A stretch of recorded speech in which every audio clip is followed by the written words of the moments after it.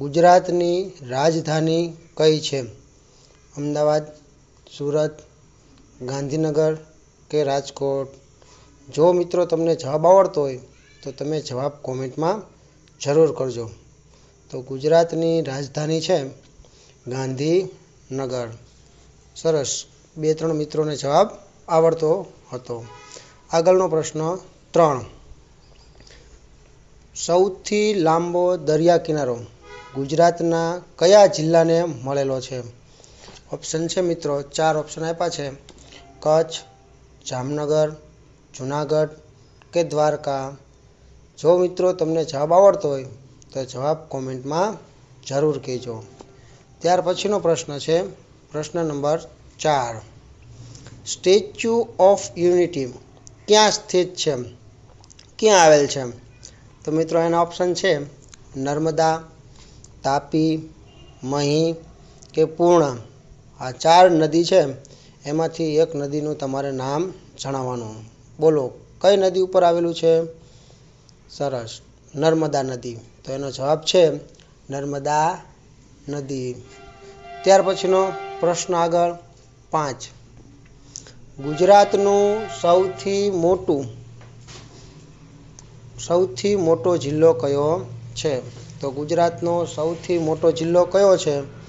તો મિત્રો એના ઓપ્શન છે કચ્છ, સુરત, બનાસકાંઠા કે રાજકોટ? તો એનો જવાબ છે મિત્રો કચ્છ. એટલે કે જો આપણને વિસ્તારની દ્રષ્ટિએ પૂછાય તો કચ્છ જિલ્લો, અને વસ્તીની દ્રષ્ટિએ પૂછાય તો અમદાવાદ જિલ્લો. એટલે આ કન્ફ્યુઝન તમારું દૂર થઈ જાય. ફરી એક વખત, ગુજરાતનો સૌથી મોટો જિલ્લો વિસ્તારમાં કે તો કચ્છ, અને વસ્તીમાં કે તો અમદાવાદ. ચાલો પછીનો પ્રશ્ન મિત્રો 6. ગુજરાતનું રાષ્ટ્રીય ઉદ્યાન કયું છે?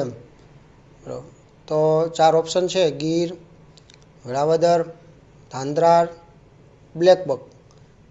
કયું છે મિત્રો? તમે જવાબ આપજો.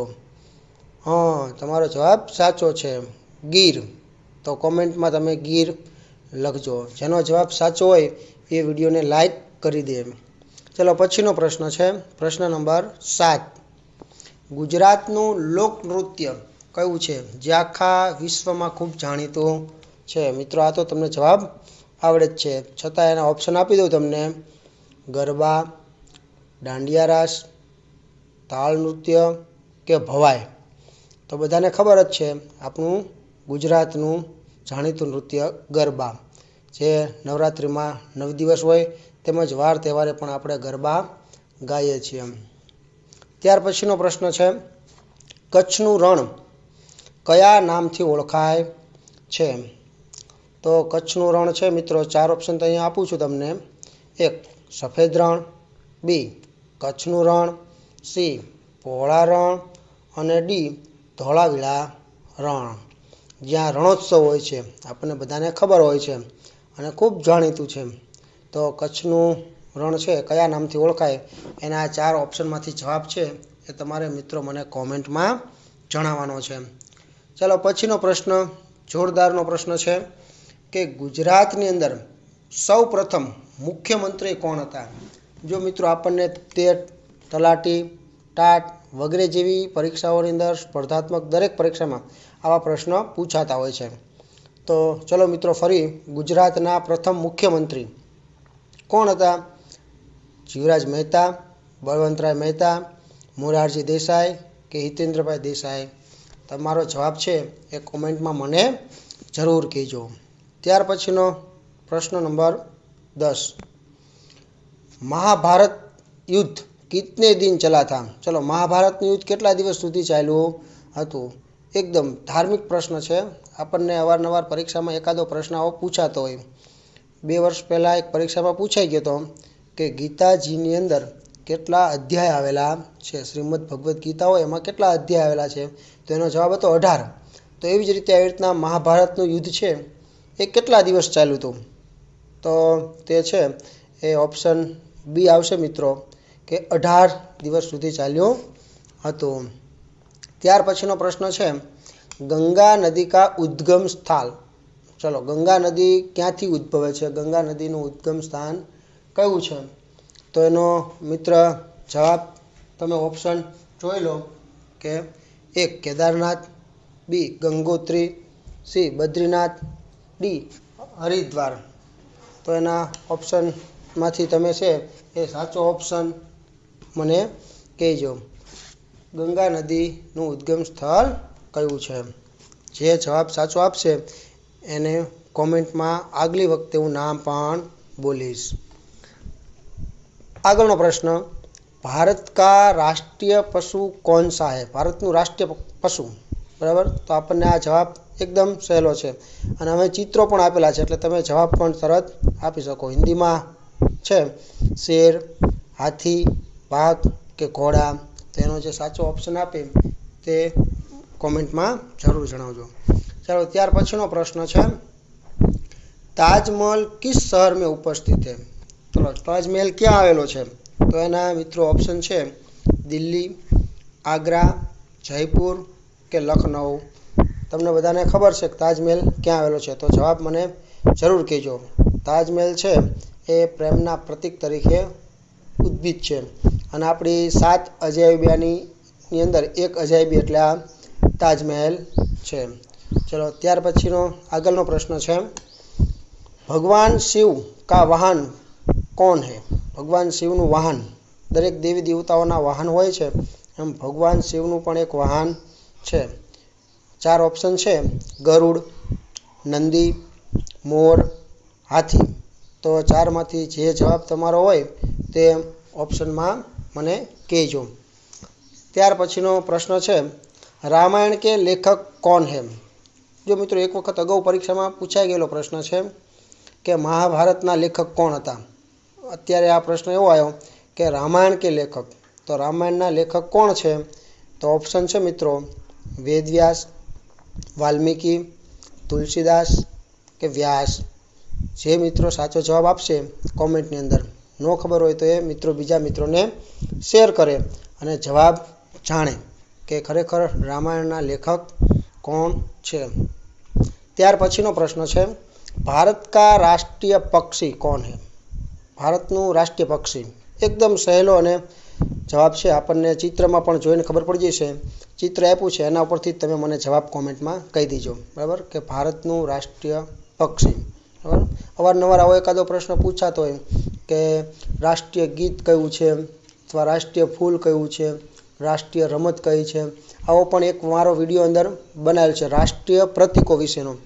તો આ ચેનલની અંદર તમે જઈ અને જોઈ શકશો કે રાષ્ટ્રીય પ્રતીકો મેં લગભગ એની અંદર 18 જેવા પ્રતીકો છે એ લીધેલા છે.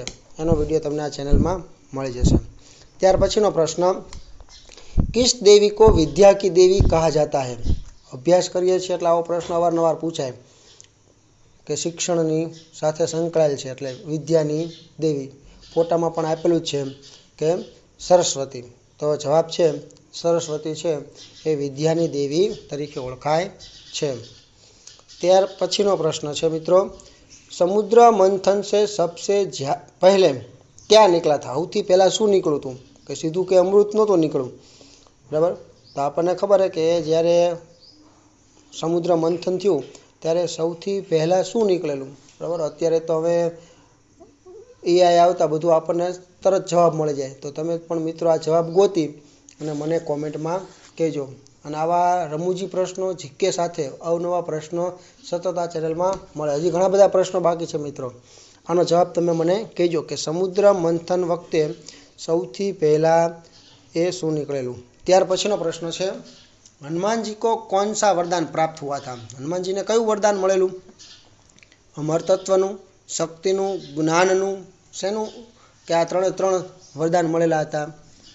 તમે મને કહેજો. જો આપણા સવાલોના જવાબ છે આજે મેં તમારી પાસે કોમેન્ટમાં જ માગેલા છે. બાકીના દરેક વિડીયોની અંદર મારા પ્રશ્નો અને સાથે સાથે જવાબ આપેલા જ છે, તમે બધા જોઈ શકો છો, બરાબર. એટલે હનુમાનજીને વરદાન જે પ્રાપ્ત થયું હતું એ કયું થયું હતું એ તમારે મને કહેવાનું છે. ત્યાર પછીનો પ્રશ્ન છે, લક્ષ્મીજી કિસકે સાથ નિવાસ કરતી હૈ? ભગવાન વિષ્ણુ, ભગવાન શિવ, ભગવાન બ્રહ્મા કે ભગવાન ઇન્દ્ર, બરાબર. તમે આ 4 ઓપ્શનમાંથી મને જે સાચો ઓપ્શન આપશે એનું આગલા કોમેન્ટમાં નામ લઈશ અને એને પ્રત્યુત્તર એટલે કે હું એને વળતો જવાબ રિપ્લે પણ આપીશ. બરાબર, તમારો જવાબ જાણી અને હું એને લાઈક કરી દઈશ કે ના તમારો જવાબ સાચો છે કે ખોટો. બરાબર, ચાલો આગળના પ્રશ્નો છે મિત્રો તે જોઈએ આપણે.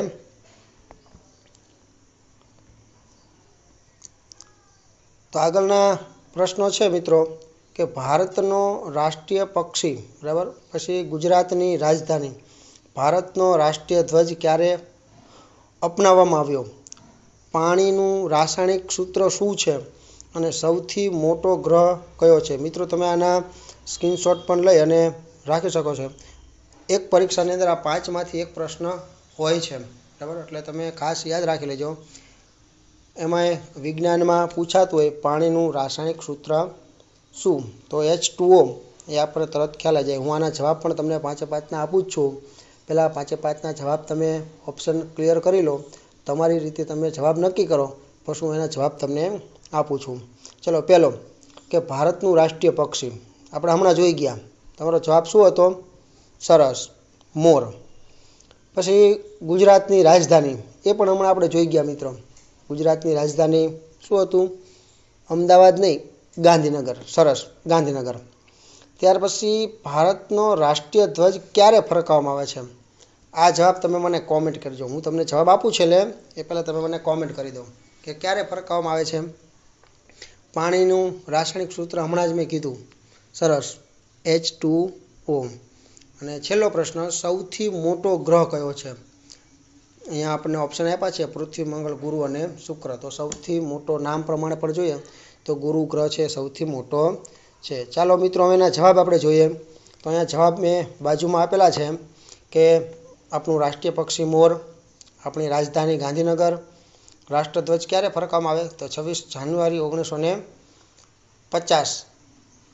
ત્યાર પછી આ ફરકાવવામાં આવ્યો હતો પહેલી વખતે જ્યારે આપણે એની વાત છે. પાણીનું રાસાયણિક સૂત્ર H2O અને છેલ્લે સૌથી મોટો ગ્રહ કયો તો ગુરુ. ત્યાર પછી મિત્રો આવા ઘણા બધા પ્રશ્નો આપણી પાસે છે આ ચેનલની અંદર, તો એ હું તમને પાછા વિગતવાર પછી હું મોકલીશ. અત્યારે આપણે આટલું રાખીએ. તમે આ લાઈક, શેર અને સબસ્ક્રાઈબ કરવાનું ભૂલતા નહીં. અસ્તુ, જય હિન્દ.